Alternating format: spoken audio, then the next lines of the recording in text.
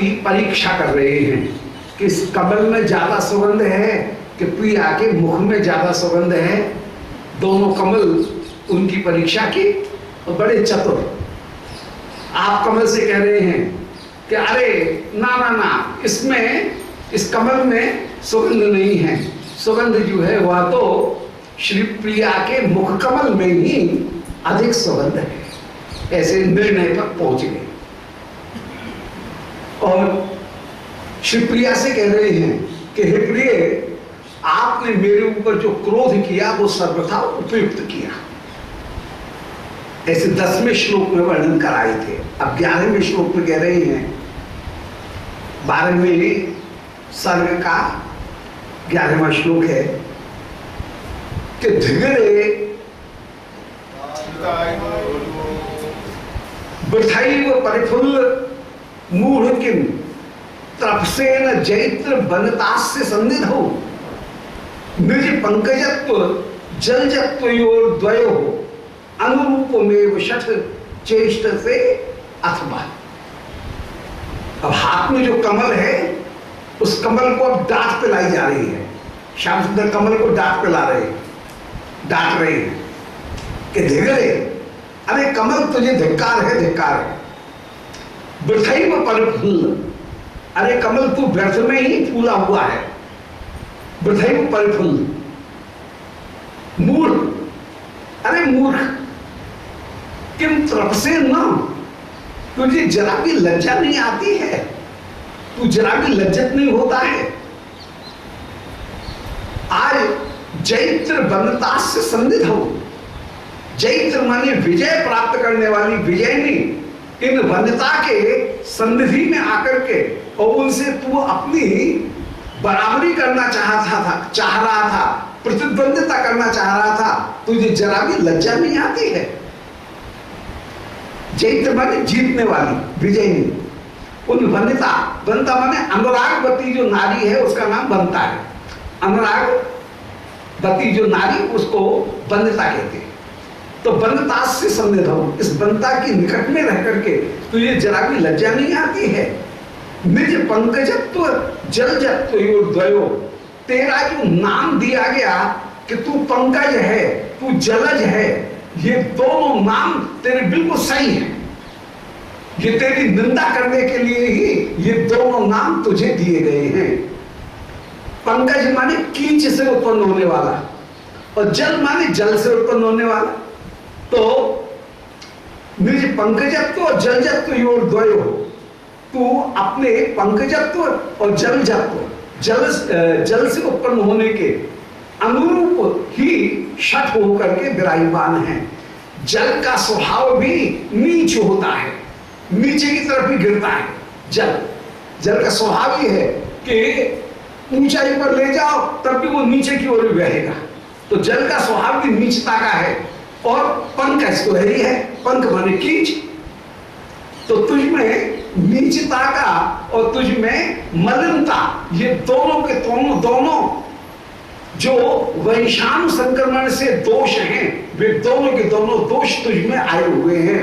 अरे कमल, तुझे जरा भी लज्जा नहीं आती है कि जैत्र बनतास्य सन्निधौ, इन विजयनी श्री विश्वान नंदिनी के निकट आकर के भी तू जो चेष्टा कर रहा था, उनसे प्रतिद्वंदिता कर रहा था, निज अनुरूप में शठ चेष्ट से अथवा तू अपने अनुरूप, अपने स्वभाव के अनुरूप ही चेष्टा करते हुए विराजमान है।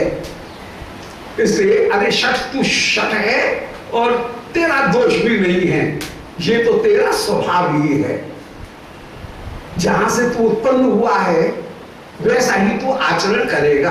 तो तू अपने वंश के अनुसार ही, अपनी उत्पत्ति के अनुसार ही आचरण, सहज आचरण करते हुए विराजमान। ऐसे श्री श्याम सुंदर श्री किशोरी जी की महिमा का गायन कर रहे हैं और आप कमल उनकी निंदा कर रहे हैं। अपन मूर्ति नाम करके एक अलंकार होता है, जहां प्रकृति का निषेध करके अन्य वस्तु की स्थापना की जाए, वहां पर होता है अपनोति अलंकार। इसी प्रकार एक जहां बिना किसी कारण के जब गुण बताए जाए तो उसका नाम होता है अतिशयोक्ति अलंकार। इसके विपरीत जहां बिना कारण के कोई गुण बताया जाए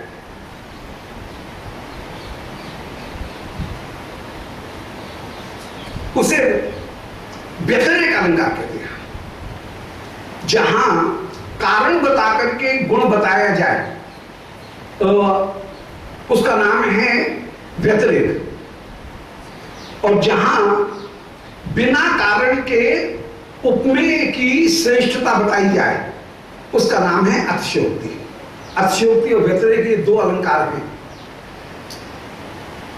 तो यहां पर कारण बताते हुए कमल की निंदा की गई है कि तू पंकज है, तू जलज है। ये दो कारण बताते हुए निंदा की गई, इसलिए यहां पर व्यतिरेक है। तो व्यतिरेक अलंकार का यहां पर बड़ा सुंदर ये प्रयोग है। अतिशयोक्ति वहां होती है जहां पर प्रस्तुत की महिमा का गायन तो किया जाए परंतु कारण नहीं बताया जाए, वहां पर अतिशयोक्ति। तो ये व्यतिरेक अलंकार का बड़ा सुंदर प्रयोग है कि तू पंकज है, जलज है, इसलिए शठरूप चेष्टा करते हुए विराजमान है श्री प्रिया जी के सामने। तू अपनी इतनी बड़ाई जो दिखा रहा था वो उचित नहीं है, उचित नहीं है। तब बल लास्य विधि शिक्षण प्रति क्षण में सक्षणमितो वितन्वता तदुपहृत स्वमकरंद सौरभो चय दक्षिणाभि अपे न प्रसीदता। अब यहां कह रहे हैं कि पवन जो है वो तो है मानो एक नृत्य शिक्षा का गुरु, नृत्य गुरु, नृत्य शिक्षा देने वाला गुरु जो है वो तो है वायु, और लताएं हैं नृत्य शिक्षा को ग्रहण करने वाली शिष्य। और ये लताएं वायु से नृत्य की शिक्षा प्राप्त करके जैसे एक शिष्य गुरु को गुरु दक्षिणा भेंट प्रदान करता है, ऐसे ही इन लताओं ने अपने सुगंध रूपी भेंट को पवन रूपी गुरु जी को समर्पित कर दिया है, गुरु जी को भेंट समर्पित कर दी।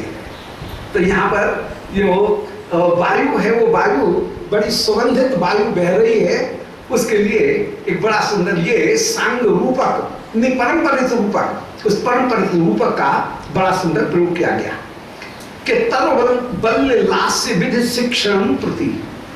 इस पवन ने वृक्षों और लताओं को लास्य विधि शिक्षण विधि, नृत्य की विधि की शिक्षा प्रदान की थी, नृत्य विधि की शिक्षा प्रदान की थी। तल बल्ली लास्य शिक्षण प्रति, तरु और बल्ली माने लताओं को, लास्य माने नृत्य की शिक्षा प्रदान करने के लिए ये वायु गुरु बनकर के विराजमान हुआ। नाट्य शास्त्र में पुरुष का जो नृत्य है उसको कहा गया तांडव, और स्त्रियों का जो भाव प्रधान नृत्य है उसको नाम दिया गया लास्य। तो तांडव और लास्य ये दो अलग अलग नृत्य की विधाएं हैं। पुरुष की जो नृत्य विधा है उसका नाम है तांडव, जो स्त्रियों की जो ललित कोमलता से युक्त जो नृत्य विधा है उसका नाम है लास्य। सो आज तर बल लास्य विधि शिक्षण प्रति, लता और वृक्ष इनको लास्य की जो विधि है उसको सिखाने के लिए वायु प्रवृत्त हुआ, और क्षण में सक्षण मितो वितन्वता, और इस वायु ने क्षण के माने एक क्षण में, सक्षण माने खेल खेल में ही, वितन्वता उस लास्य विधि को विस्तृत कर दिया। ऐसा वितन्वता, ऐसी जो विधि है उस विधि को जो प्रसन्न करने वाला है, ऐसा जो वायु है, तब पुरत स्व मकरंद सौरभो, ऐसे ये नीचे की पंक्ति में नभस्वता, 13वें श्लोक में आया नभस्वता। नभस्वता का विशेषण है कि वायु कैसी है, जो कि वृक्ष और लताओं को नृत्य की शिक्षा, क्षण माने एक क्षण में ही, सक्षण माने आनंद पूर्वक प्रदान कर रहा है, ऐसा ये वायु है। तदुपहृत स्व मकरंद सौरभो, और इन लता वृक्षों ने भी अपने मकरंद सौरभ रूपी संपत्ति को श्री गुरु जी के चरणों में भेंट के रूप में समर्पित किया। उनसे युक्त होकर के तो सौरभोच्चय दक्षिणा भी अपे न प्रसिद्धता, ये दक्षिण जो वायु है वो दक्षिण वायु अपूर्व रूप से चल रही है और हमारे ऊपर अपूर्व रूप से कृपा करती हुई विराजमान है। तो दक्षिणा भी अपि न प्रसिद्धता, दक्षिण वायु हमारे ऊपर प्रसन्न होती हुई चल रही है। शुल्कोप ने, हे प्रिय, किशोरी जी से कह रहे हैं कि तब मुखान बुझान चली तटमेव किम नटयता नभस्वता, परंतु ये जो वायु है जिसको कि लताओं ने अपनी सुगंध रूपी भेंट प्रदान कर दी है और जो एक क्षण में लताओं को संपूर्ण नृत्य शिक्षा प्रदान कर चुका है, और आज हमारे दक्षिण नहीं है, हमारे अनुकूल ये वायु नहीं हो रहा है, ऐसी हे श्री ये वायु, हे श्री विश्वानंदिनी, आप जो कोप कर रही हो, शुभ कोप ने, मेरी इस प्रार्थना को सुनो कि ये वायु मेरी ओर से तब मुखो अंबुजान चली तटम एवं किम नटयता, तुम्हारे मुख के कमल के ऊपर विराजमान अंचली माने जो घूंघट है, उस घूंघट को भी नचा रहा है। इसकी तो आदत है सबको नचाने की, वृक्षों को लताओं को भी नचा रहा था, अब ये वायु आपके घूंघट को भी नचाने लगा है। तो तब मुखाम्बुज, आपका जो मुक्कमल, उसके ऊपर अंचली तटम, अंचली तट में घूंघट, उस घूंघट तट को भी नटयता नभस्वता, ये नचा रहा है, अर्थात घूंघट को भी यह वायु बार बार उघाड़ता हुआ चला जा रहा है। प्रतिलभ्य तत्परमलान सुरदर्भवान, और मानो ये वायु आज ये विचार कर रहा है कि हाय, मुझे मेरे शिष्य इन वृक्षों ने, लताओं ने जो भेंट दी, वो भेंट तो किसी काम की नहीं है, उससे ज्यादा सुगंध यदि कहीं विद्यमान है तो श्री प्रिया के अधरों में विराजमान है, प्रिया के मुक्कमल में अपूर्व सुगंध विद्यमान है।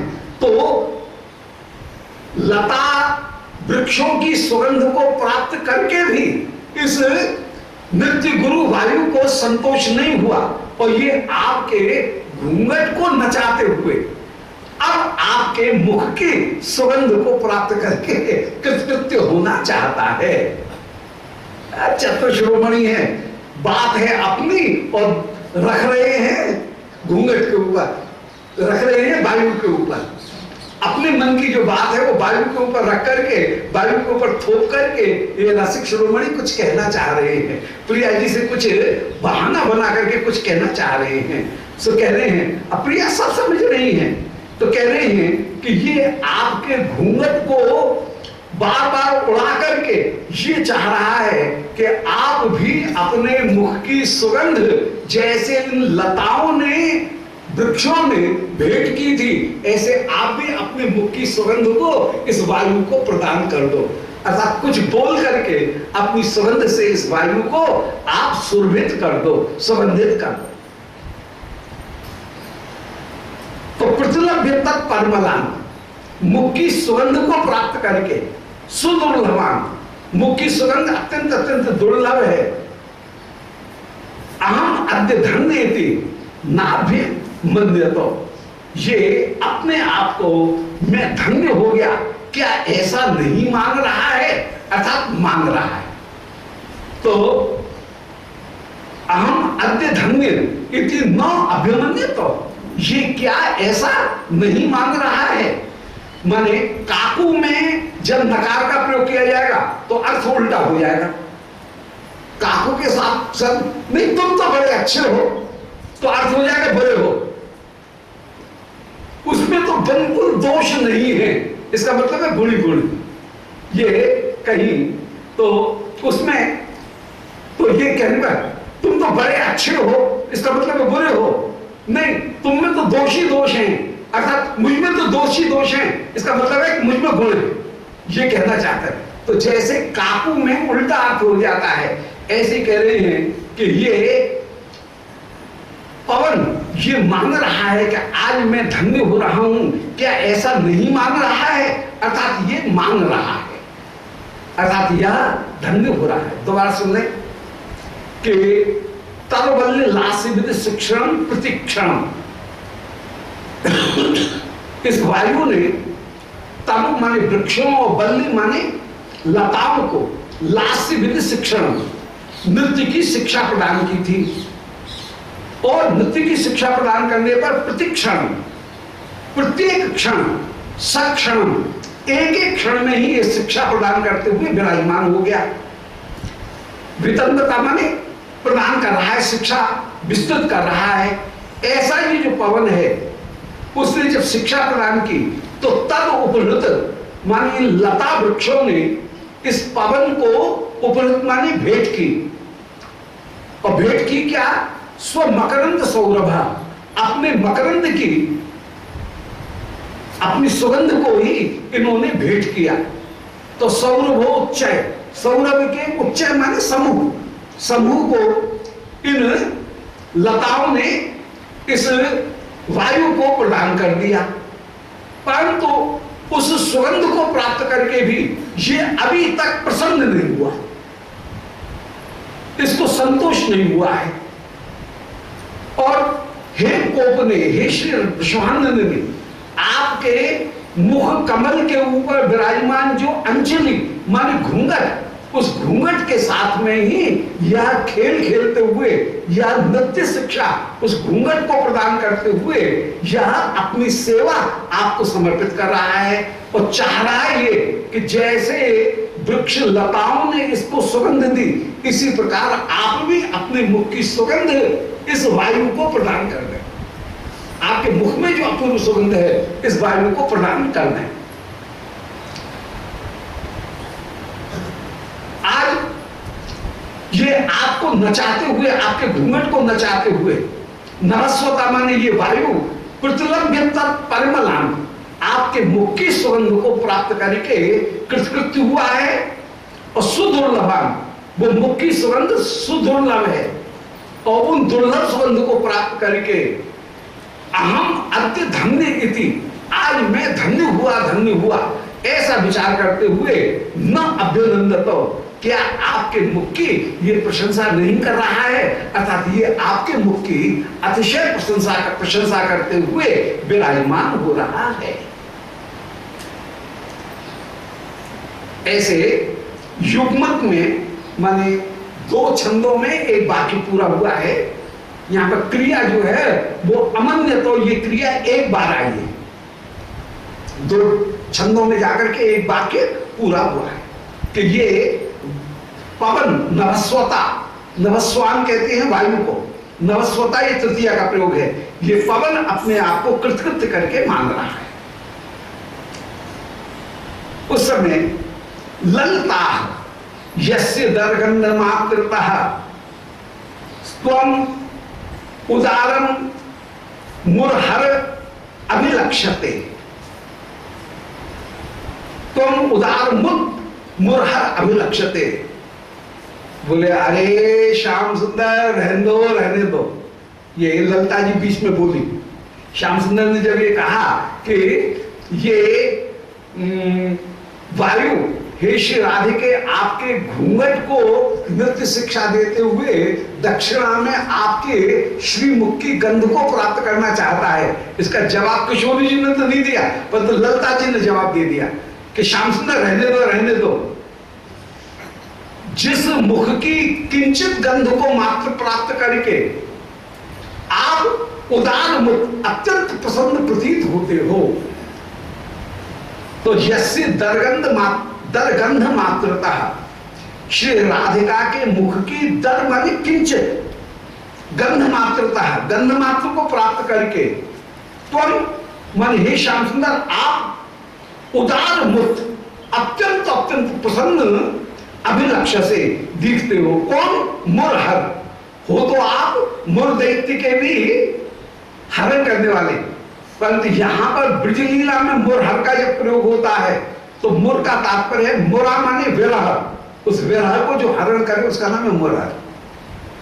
मुरारी शब्द का निकुंज में अर्थ रसकों ने जो लिया वो श्री विठलनाथ जी ने यमुनाष्टक की टीका में मुरारी पद पंकज स्फुरत अमंद रेणु स्प्रहाम, ये मुरारी शब्द की व्याख्या करते हुए विठलनाथ जी कह रहे हैं कि निकुंज लीला में ब्रज में मुरारी शब्द का अर्थ क्या होगा? मुरा माने विरह भावना, उस विरह का मुरा का जो हरण करे उसका नाम मुरारी, अर्थात जिनका स्मरण करके गोपिकागणों का विरह दूर हो जाए, ये मुरारी। तो मुरहर, हम गोपिकागणों के मान को या विरह को हरण करने वाले आप होकर के विराजमान हो, और आप श्री राधिका के मुख की तनिक सी गंध प्राप्त कर लेते हो तो कितने प्रसन्न हो जाते हो। तो ये वायु कोई ऐसी वैसी थोड़ी है, ये प्रिया जी के मुख की जो गंध है वो ऐसी वैसी थोड़ी है, ये तो बड़ी कठिन के आप भी जिसको प्राप्त करके अत्यंत अत्यंत कृतकृत्य हो जाते हो। मकरंद मत्स्य कुम हासित त्वं, श्री राधिका के मुख के मकरंद को क्या आप कभी छोड़ सकते हो क्या? तो जब तुम नहीं छोड़ सकते हो तो ये वायु भी श्री राधिका के मुख की गंध को बताओ कैसे छोड़ देगा। तो मकरंद मत्स्य मान श्री राधिका के मुख की गंध को किम हास्य से तुम, क्या आप कभी छोड़ते हो, छोड़ सकते हो क्या? जैसे तुम नहीं छोड़ सकते हो ऐसे ही ये भी कभी छोड़ेगा नहीं, वायु भी कभी छोड़ेगा नहीं। इसलिए आज मैं बिल्कुल चिंता मुक्त हो रही हूं, चिंता करने की जरूरत ही नहीं है। ये वायु कभी भी श्री राधिका के घूंघट को नृत्य शिक्षा देने से विरत होगा ही नहीं, अर्थात यह राधिका के घूंघट को बराबर हिलाते हुए नृत्य शिक्षा देते हुए ही यह वायु सर्वदा विराजमान होगा। और यह राधिका के अधरामृत से निकलने वाली जो गंध, उस गंध को कभी भी छोड़ना नहीं चाहेगा और उसको प्राप्त करने के लोभ में यह राधिका को निरंतर निरंतर राधिका के घूंघट को नृत्य शिक्षा देता रहेगा। तो वायु हो गया नृत्य शिक्षक, अध्यापक, घूंघट और बन की लताएं ये हो गई शिष्य, और दक्षिणा में मिलने वाली वस्तु है फूलों की मकरंद, ये तो भेंट भी प्रदान की जा रही है वृक्षों के द्वारा। और श्री राधिका के मुख से प्रकट होने वाली जो मुख की गंध है वो गंध को ही प्राप्त करने के लिए ये वायु रूपी अध्यापक अत्यंत अत्यंत उत्सुक हो रहा है। और इसके लिए शिक्षा, उस लोभ के कारण ये शिक्षा देने के लिए सर्वदा सर्वदा प्रस्तुत है और चाह रहा है कि श्री राधिका कृपा करके मुझे अपने मुख की गंध प्रदान करें, जिससे मैं वृंदावन की वायु अत्यंत अत्यंत कृतकृत्य हो जाऊं, धन्य हो जाऊं। ऐसे श्री वृंदावन की वायु के लिए श्याम सुंदर भी ललचाते हैं और वो वायु भी ललचा रहा है, दोनों के दोनों ललचा रहे हैं। तो मकरंद मत्स्य किम हास्यत्वम, क्या इसके मकरंद को श्री राधिका के मुख की गंध को तुम त्याग करोगे क्या? इति आशंकया कवलिताम करोषि माम, ये जो आशंका है, ये आशंका इनसे मैं आज कवलिताम, आज मैं कवलित हो रही हूं, अर्थात मुझे आशंका करने की आवश्यकता नहीं है कि ये कभी आपको त्याग, इस मुख को कभी त्याग करेगा। इत्यादि क्या कवलितम करोष्माम, क्या ये जो आशंका है कि ये जब आप ही नहीं छोड़ सकते हो तो ये कैसे छोड़ेगा, ऐसी आशंका कवलितम करोष्माम, क्या मैं वो किम शब्द जो है वो पहले से चला आ रहा है, तो क्या मैं उससे शंकायुक्त क्या होंगे, अर्थात ये मुझे शंकायुक्त नहीं कर रहा है, मुझे विश्वास है, शंका करने पर भी विश्वास है कि ये उस सुगंध को प्राप्त करके ही मानेगा। जैसे आप नहीं छोड़ते हो ऐसे ये भी श्री प्रिया के घूंघट को नृत्य कराना तब तक नहीं छोड़ेगा जब तक कि प्रिया के मुख की गंध को प्राप्त नहीं कर लेगा। मैं इसी आशंका से युक्त हो रही हूं कि ये अवश्य ही उस गंध को प्राप्त करेगा ही, एक न एक दिन पर करेगा ही। इति आशंका कवलता करोष्मा, मुझ ललता को ये भोरा आशंका से कवलित कर रहा है। उस समय कोई अन्य सखी श्री ललता जी से बोल पड़ी। ललता जरा ऐसे कह रही थी